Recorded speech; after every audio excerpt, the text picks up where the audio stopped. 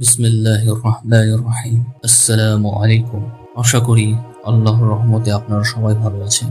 আজ আমরা আলোচনা করব এক বিস্ময়কর খাবার নিয়ে, যা আমাদের প্রিয় নবীজি মুহাম্মদ সাল্লাল্লাহু আলাইহি ওয়াসাল্লাম আমাদের জন্য সুপারিশ করেছেন। এটি এমন একটি খাবার যা আমাদের দুঃখ ও কষ্ট দূর করতে সাহায্য করে এবং আমাদের হৃদয়কে সান্ত্বনা দেয়। কি সেই খাবার? এটি হলো তালবিনা। আজকের ভিডিওতে আমরা জানব তালবিনার গুণাবলী এবং এটি কিভাবে আমাদের মানসিক এবং শারীরিক সুস্থতায় ভূমিকা রাখে।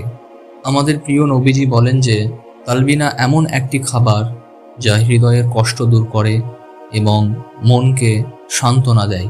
হাদিসে এসেছে যে যখন রাসূলুল্লাহ সাল্লাল্লাহু আলাইহি ওয়াসাল্লাম এর সময় কোনো ব্যক্তি কোনো কষ্ট বা দুঃখে পড়তেন, তখন তাকে তালবিনা খাওয়ার পরামর্শ দেওয়া হতো। আর সাইয়্যিদা আয়েশা রাদিয়াল্লাহু আনহা বলতেন, তালবিনা হৃদয়ের জন্য উপশমকারী এবং দুঃখ দূরকারী। এটা আসলেই এক বিস্ময়কর খাবার। তাহলে চলুন জেনে নিই কিভাবে এই তালবিনা তৈরি করতে হয়। তালবিনা তৈরি করা খুবই সহজ। এর জন্য যা যা লাগবে: 2 টেবিল চামচ যবের গুঁড়ো, 1 কাপ দুধ। প্রথমে যবের গুঁড়ো এবং দুধ একসাথে মিশিয়ে নিন। এরপর এটি স্টোভে দিয়ে হালকা আঁচে রান্না করতে থাকুন। প্রায় 3 থেকে 4 মিনিটের মধ্যে এটি ঘন হয়ে উঠবে। এরপর এটি ঠান্ডা হলে আপনি চাইলে এর সাথে সামান্য মধু যোগ করতে পারেন স্বাদ বাড়ানোর জন্য। এছাড়াও কিছু বাদাম বা পেস্তাও যোগ করা যেতে পারে। হাদিসে আরও উল্লেখ আছে যে তালবিনা শুধুমাত্র মনের জন্য নয়, শরীরের জন্যও খুব উপকারী। এটি আমাদের পাকস্থলী পরিষ্কার করে এবং দেহকে পবিত্র রাখে।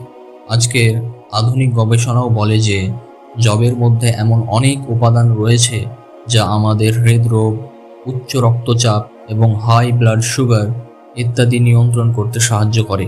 প্রিয় বন্ধুরা, আমাদের প্রিয় নবীজি সাল্লাল্লাহু আলাইহি ওয়াসাল্লামের সুপারিশকৃত তালবিনা শুধু একটি খাবার নয়, এটি আমাদের মানসিক শান্তি এবং শারীরিক সুস্থতার এক অসাধারণ উৎস।